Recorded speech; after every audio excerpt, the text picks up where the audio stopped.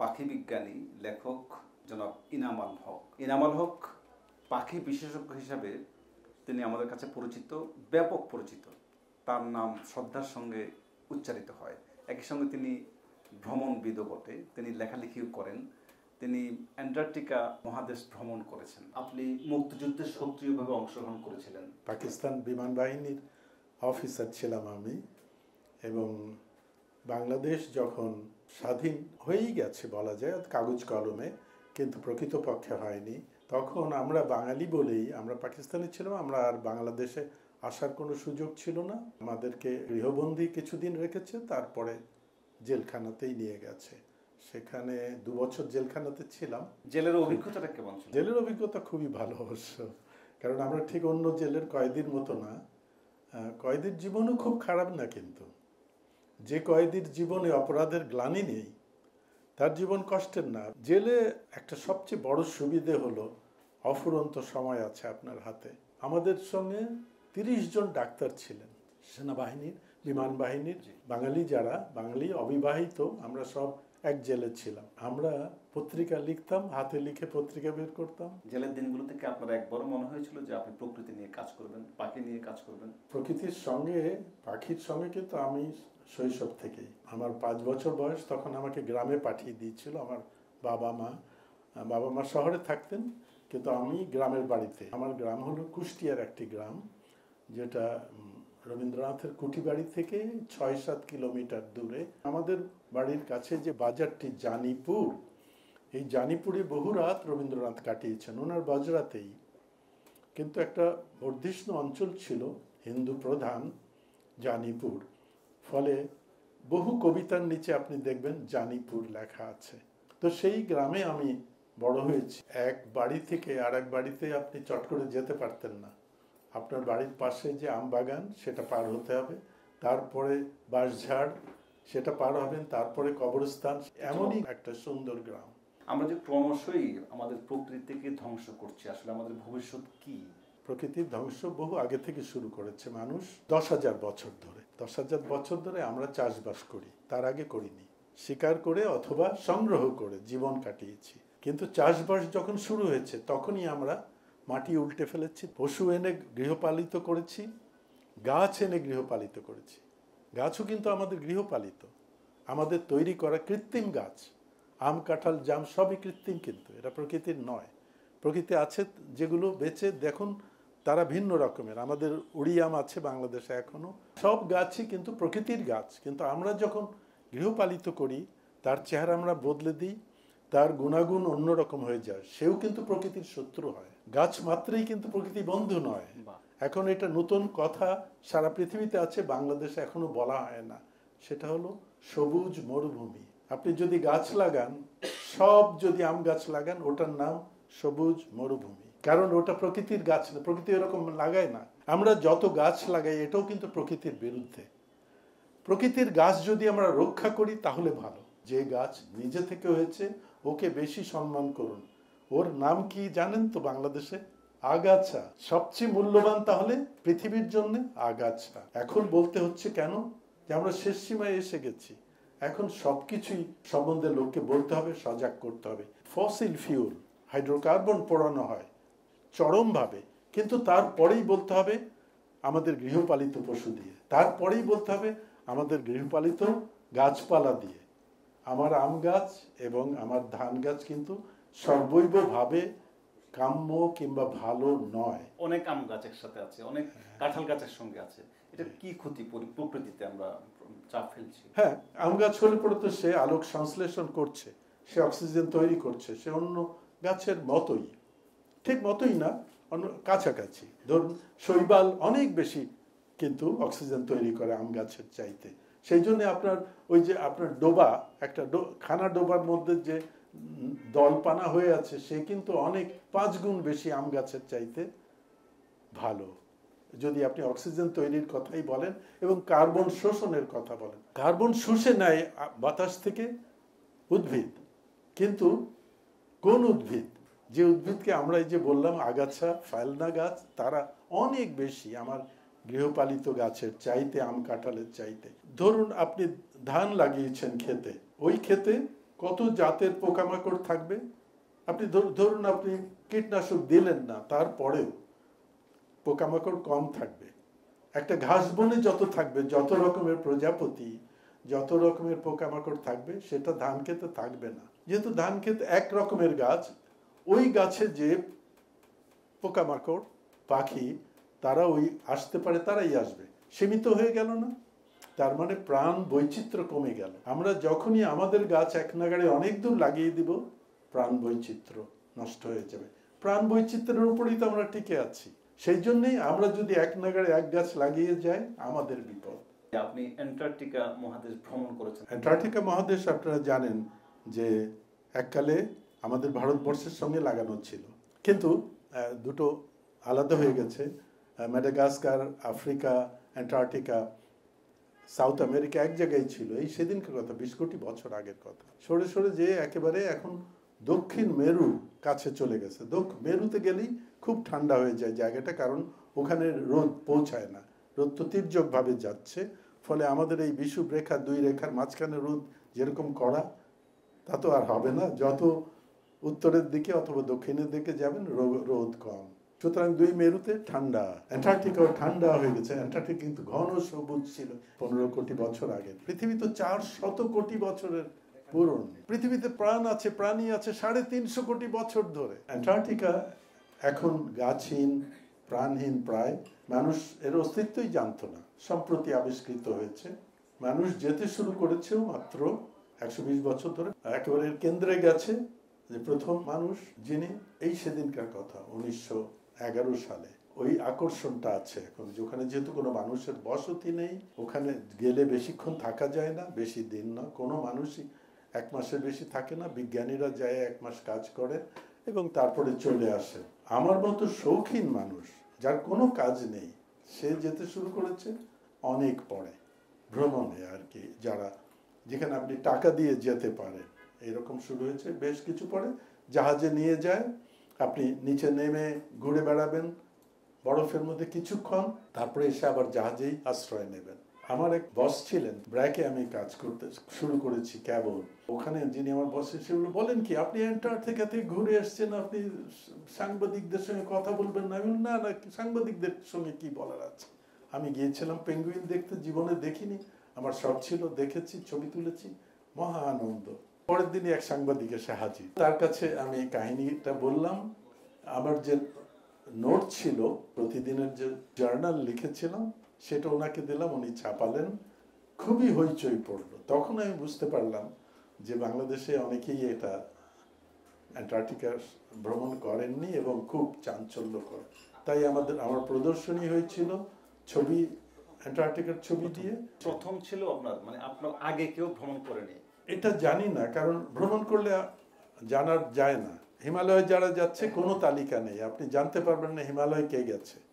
একটা চূড়ায় উঠলে ভিন্ন কথা, আপনি যদি এভারেস্টে ওঠেন তার তালিকা আছে। অ্যান্টার্কটিকায় গেলে কোনো তালিকায় আপনার নাম উঠবে না। এভারেস্টে যান, উঠবে তালিকায়, কোনো বড় বড় চূড়ায় উঠলে। ঠিক তেমনি অ্যান্টার্কটিকা যে আপনি যদি দক্ষিণ মেরুতে যান, তালিকায় নাম উঠবে। এটা কতদিনের ভ্রমণ ছিল আপনাদের অ্যান্টার্কটিকায়? 2 সপ্তাহে। তার 10 বছর পরে আমি উত্তর মেরুতে গেছি।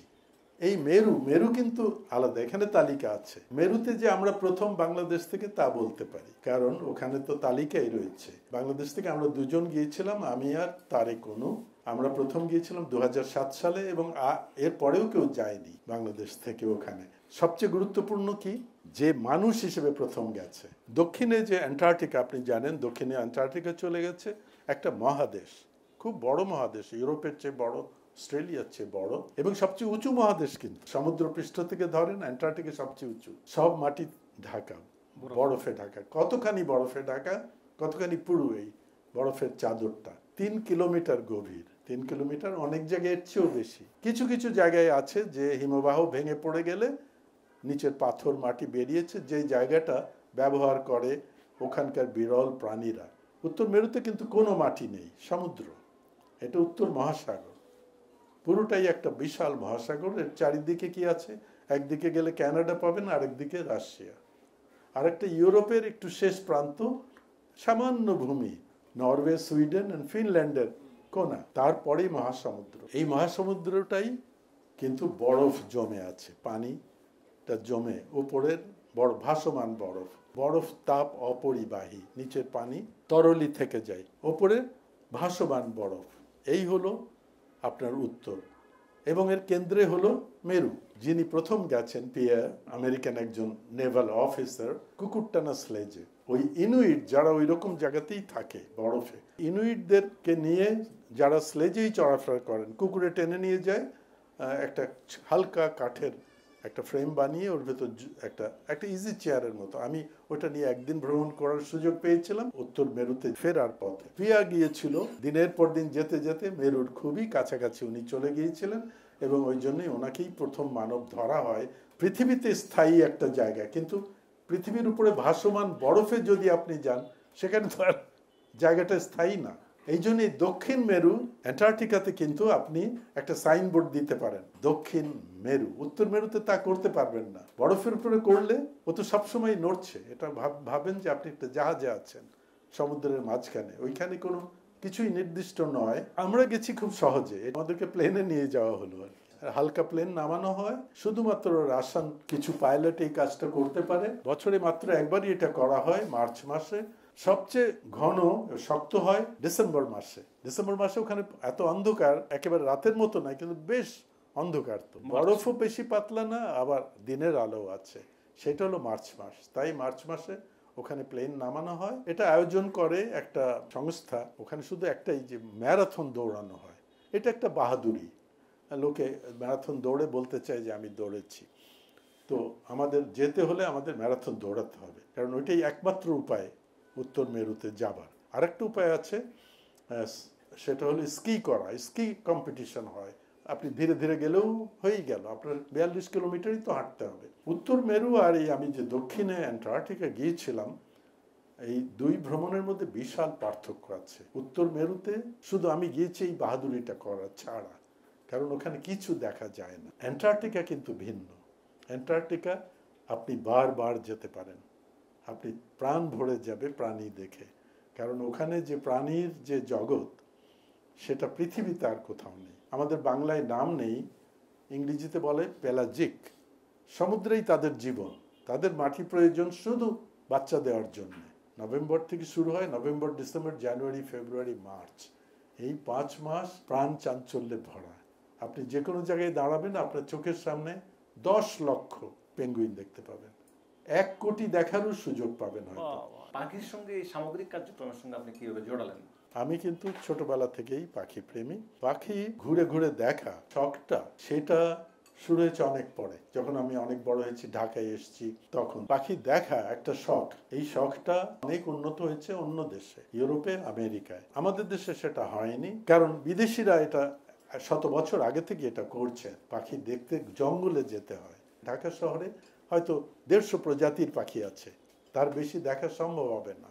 কিন্তু বাংলাদেশের যে 700 প্রজাতির পাখি, তা দেখতে হলে অন্তত 70টি ভিন্ন ভিন্ন জায়গায় যেতে হবে। ওগুলো ওই বিদেশিরা জানতেন। আমি আমার দেশে সারা জীবন কাটানোর পরেও জানিনি, কিন্তু কারণ ওনারা ওগুলো খুঁজে বের করেছেন। আমার বাড়িতে আমি একটা ওই আড্ডার ব্যবস্থা করেছিলাম, মাসিক আড্ডা। ওনারা আসতেন, ওনারা যে কয়জন ছিলেন বিদেশি বাংলাদেশে এক জায়গায় হতেন না।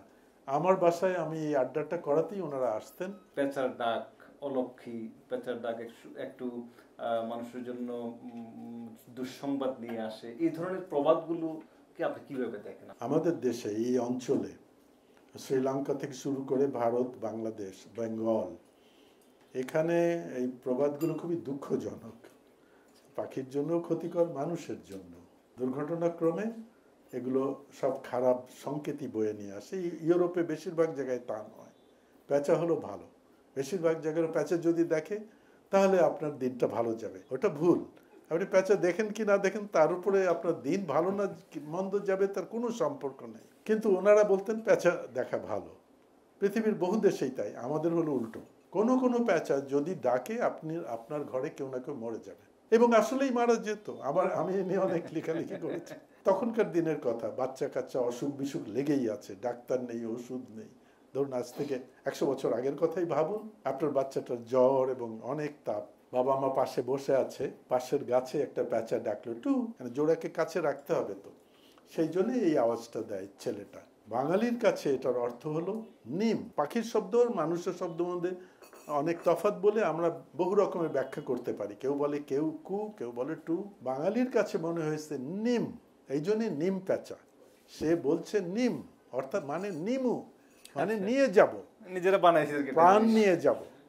নিম যদি ডাকে আপনার প্রাণ, কারো না কারো প্রাণ যাবে। শকুনের প্রতি নেতিবাচক দৃষ্টিভঙ্গির কারণটা আপনি কি মনে করেন, কিভাবে দেখেন? শকুন আমাদের জন্য অত্যন্ত উপকারী, ফলে শকুন সম্বন্ধে এখন আর বাংলাদেশে খারাপ ধারণাটা নেই। এখন প্রায় 200 শকুন আছে, টিকে থাকবে না সম্ভবত। এখন বরং শকুনের প্রতি মমতাই হয়েছে এবং শকুনের পক্ষেই বলার লোক বেশি। মশা আসলে মানুষের কোনো উপকার করে কিনা, প্রকৃতির কোনো উপকার করে কিনা? মশা, কীট পতঙ্গ, পৃথিবীতে বহু হাজার হাজার রকম পতঙ্গ আছে যারা উঠতে পারে, এবং পাখির বহু আগে থেকেই এরাই উড়ে বেড়ায়। পৃথিবীতে মশা না থাকলে বহু প্রাণী মারা যাবে, বহু পাখি শেষ হয়ে যাবে। কেমন কেমন? যারা মশা খেয়েই বেঁচে থাকে। মশা তো বহু প্রাণীর খাবার, বহু রকমের মশা আছে। মশাও শেষ হয়ে যাচ্ছে। কিন্তু যারা মশা নিয়ে কাজ করেন, একজন লোককে আমি চিনতাম যিনি মশা গবেষণা করতেন, উনি বেঁচে নেই এখন। ওনার কাছে আমি শুনেছি আজ থেকে 20 বছর আগে যে ঢাকায় 30 প্রজাতির মশা ছিল। উনি তখনকার কথা বলছি আমি, 2005 সালের কথা। উনি বলেন যে 10 প্রজাতির মাত্র উনি পাচ্ছেন, বাকি 20 প্রজাতি ঢাকা থেকে বিলীন হয়ে গেছে, কারণ আমরা সব কীট পতঙ্গ শেষ করে ফেলেছি। মশা সম্পূর্ণ পৃথিবী থেকে আমরা বিলুপ্ত করতে পারি, এখন এই প্রযুক্তি আমাদের হাতে। মশার পুরুষগুলোকে নপুংসক করে ছেড়ে দিলে 1 বছরের মধ্যে অথবা 2 বছরের মধ্যে মশা ওই এলাকা থেকে বিলুপ্ত হয়ে যাবে, আর মশার ছানা হবে না। একটি দ্বীপে করা হয়েছে, ওই দ্বীপে একটা পাখি একদম বিলুপ্ত করে ফেলেছে মশায়, বলেই এই কাজটা করা হয়েছে। বিমান থেকে সেখানে 10 কোটি মশা ছাড়া হয়েছে, এই 10 কোটি ছেলে মশা। হাওয়াই দ্বীপের একটা দ্বীপে, ওই দ্বীপে ছোট ছোট দ্বীপে একটা অসুবিধা কি হয়, যে ওখানে যে প্রাণীগুলো গড়ে উঠেছে অন্য কোথাও নেই। ওরা কি করে বেঁচে ছিল ওখানে? যেহেতু ওখানে মানুষ ছিল না বলে, মানুষ যে জিনিস, যে কীট পতঙ্গ পশু পাখি নিয়ে যায় তাদের দ্বারা ক্ষতিগ্রস্ত হতো না। এখন ক্ষতি হচ্ছে কেন? মানুষ গেছে বলে। মানুষ ম্যালেরিয়া নিয়ে গেছে। মশার গায়ে তো আর ম্যালেরিয়া নেই, ওকে অন্য জায়গা থেকে নিতে হয়। ম্যালেরিয়া আক্রান্ত মানুষকে কামড়ালেই কেবল সেই মশার গায়ে ওই জীবাণু সে ঢুকে পড়ে। তো এইভাবে ওখানকার মশার গায়েও ম্যালেরিয়া চলে গেছে, এবং ম্যালেরিয়া দিয়ে আক্রান্ত হয়ে 7 প্রজাতির পাখি ওখান থেকে নিশ্চিহ্ন হয়ে গেছে। মশা কোথায় থাকে? পানিতে, ওর জীবন তো পানিতে। তার মানে পানিতে কে থাকে আর সবাই তারা খায় না। তার মানে আপনি মাছ খাচ্ছেন, ও মশা খাচ্ছে। কোটি কোটি টন মশা, অন্যের খাদ্য তো। যে মশার জীবন কোথায়? পানির নিচে 7 মাস। সেই 7 মাস পানিতে থাকে, পানির আর সব প্রাণী তাকে খেতে পারে। যত মশা পানিতে থাকে তার একটা ছোট অংশ সাবালক হয়ে উড়ে আসতে পারে, আর বাকিরা তো সবাই পারছে তা নয়। 80% অন্যের পেটে চলে যাচ্ছে। ধ্বংস করে ফেলাটাই সমাধান না মনে করা। সমাধান খুঁজে বের করতে হবে। মশাও পৃথিবীতে নতুন নয়, সাপও নয়। সাপ আমাদের চেয়ে অনেক আগে থেকেই পৃথিবীতে আছে, আমরা সাপের সঙ্গেই ছিলাম। পাখিকে খাঁচায় বন্দি করে রাখা কতটুকু যৌক্তিক, প্রকৃতি বিরুদ্ধে কিনা এটা মোটেই ভালো কাজ নয়। আবার এছাড়া চলে ওনার জীবন। খাঁচা আর বাড়ি একই, কিন্তু ওইভাবে দেখবেন যে আপনি পাখিকে শুধু একটা খাঁচার মধ্যে দেখছেন বলে আপনার কষ্ট লাগছে, কিন্তু গরু, ছাগল, কুকুর, বিড়াল তো একই ব্যাপার। ওর জীবন আমি অত্যন্ত সীমিত করে ফেলেছি। একটা বুনো গরুকে এরকম ভাবে বাঁচে যেভাবে আমার গরুটি গ্রামে বাঁচে? মোটেই না। আমার কুকুরটি যে এটা কি কুকুরের জীবন? কুকুর ছিল নেকড়ে, কি চমৎকার একটা জীবন, আমি ওর জীবনটা ধ্বংস করে ফেলেছি। সব গৃহপালিত প্রাণীরই জীবন একটা করুণ জীবন। মানুষ ওই রকমের প্রাণী যে শুধুমাত্র প্রয়োজনের মধ্যে নিজেকে সীমাবদ্ধ রাখে না, অনেক ছড়িয়ে দেয় জীবনকে। চিড়িয়াখানা কেন আমি বাঘটাকে বন্দি করে রাখলাম, সিংহটাকে বন্দি করে রাখলাম, এটার কোনো যৌক্তিকতা আছে? হ্যাঁ, অনেক বেশি প্রয়োজনীয়। আপনাকে আনন্দ দিচ্ছে, খাবারের চাইতে আনন্দ বেশি প্রয়োজনীয় না? খাবার তো এতটুকুন দরকার হয়। আপনার আনন্দ যে দেখে আনন্দ পেলেন, সেই জন্যে এটা হয়েছেও তো, সেই জন্যে যে আপনার বাচ্চাটিকে নিয়ে দেখালেন যে এই দেখো সিংহ, নইলে কবে সে দেখতো সিংহ? কোন বনে যে সিংহ দেখতো? কোনোদিনও দেখতে পেত না। আমাদের শৌখিনতার জন্য এটা করেছিলাম, এখন ওইটাকে এরকমভাবে বিস্তৃত করেছি। কোনোটাই এটার 100 ভাগ খারাপ নয়। চিড়িয়াখানায় কোন প্রাণী রাখা হয় দেখেন, পৃথিবীর বেশিরভাগ জায়গাতেই চিড়িয়াখানাতেই ওর জন্ম হয়েছে। এক চিড়িয়াখানা থেকে আর এক চিড়িয়াখানায় নেওয়া হয়, ওকে ছেড়ে দিলে ও বাঁচবেই না। এখান থেকে কয়েকটি ভালো কাজ উপকার আমরা পাই। এক হলো আমি আমার সন্তানকে দেখাতে পারি যাতে সে সহজেই চিনে ফেলে। আর একটা হলো এর উপরে অনেক গবেষণা করতে পারি, কারণ এখন আমাদের বহু প্রাণীকেই টিকিয়ে রাখার জন্যে পৃথিবীতে তারা বিলুপ্ত হয়ে যাচ্ছে বলে তাদের সম্বন্ধে জানতে না পারলে টিকিয়ে রাখা যাবে না। এবং সেই জ্ঞান অনেকখানি আমরা পাই এই যে যাদেরকে আমরা আটকে রেখেছি কোনো না কোনো কারণে। এইরকম চিড়িয়াখানা বেশিরভাগ চিড়িয়াখানায় এখন কিন্তু বেশিরভাগ দেশেই আপনি বন থেকে ধরে এনে রাখতে পারবেন না। এমনকি আমাদের দেশে যে বাঘগুলো আছে একটিও বন থেকে ধরা নয়। সবচেয়ে বেশি কোন জেলায় বা কোন জায়গায় আপনি বৈচিত্র্যপূর্ণ পাখি দেখতে পেয়েছেন? আমাদের প্রাকৃতিক সম্পদে সবচেয়ে সমৃদ্ধ একটা অঞ্চল আপনার নামেই চিনবেন, সুন্দরবন। এর চেয়ে সমৃদ্ধ কিছু নেই এদেশে। উদ্ভিদের কথা বলুন আর প্রাণীর কথাই বলুন, কারণ এই একটা জায়গা আমরা খুব বেশি বিকৃত করি। এই 500 বছরে বড় পরিবর্তন হয়নি, বিশেষ করে বাংলাদেশ অংশ। সুন্দরবন কিন্তু পশ্চিমবঙ্গেও আছে। সুন্দরবনের পরেই হলো বৃহত্তর সিলেট বিভাগের কথা। পাহাড়ি বন যেটা ছিল এটা প্রায় ধ্বংস, ধরুন 10% টিকে আছে, ফলে প্রাণীও 10% টিকে আছে। আমাদের ময়মনসিংহ এই 100 বছর আগে অত্যন্ত সমৃদ্ধ একটা অঞ্চল প্রাকৃতিক দিক থেকে, উদ্ভিদ এবং প্রাণীর। এখন শূন্য। এই দুটি অঞ্চল সেরা। সুন্দরবন 1 নম্বর, তারপর অনেক পিছনে 2 নম্বর পড়বে আমাদের বৃহত্তর সিলেটের পাহাড়ি বনটুকু। এমন কোনো সংবেদী বা উল্লেখযোগ্য কোনো ঘটনা আছে কিনা পাখি দেখতে গিয়ে আপনার এই অভিজ্ঞতা আপনি লাভ করেছেন? ভ্রমণ করলে যে জায়গায় গেলাম সেই জায়গাটা যাবার পরেই কেবল আপন হয়। আমি খবরে পড়েছি আজ থেকে 15 বছর আগে যে উগান্ডায় একটা মহামারী হয়েছে, বহু লোক মারা গেছে। খবরের কাগজে এসেছিল কোথায়, এতটুকুন একটা খবর। আমি হেডলাইনের পরে আর পড়ি নাই। উগান্ডায় মারা গেছে মানুষ, আমার কি সত্যি আমার মনে তো এটা দাগ কাটেনি। কিন্তু গত বছরের আগের বছর উগান্ডা গিয়েছিলাম গরিলা দেখতে, 15 দিন ছিলাম। তাতে কি হয়েছে, এখন আমি উগান্ডার কোনো খবর থাকলেই আমি আচ্ছা এখানে 10 জন লোক মারা গেছে, আহারে দেখেছেন। এখন উগান্ডার মানুষ মরে গেলে আমি বলি আহারে, 1000 মারা গেছে এর কথা না থাকলে আমি পড়িও নি। এখন 10 জন মারা গেলেও আমার জন্য কষ্টকর।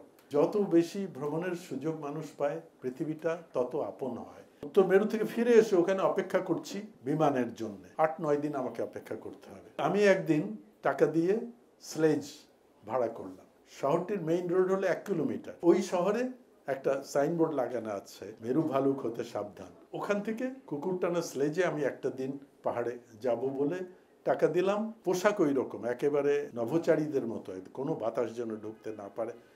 জুতো আর ট্রাউজার শার্ট সব একসঙ্গে লাগানো। কেউ আমাকে স্লেজে কুকুর জুড়ে দেবে না।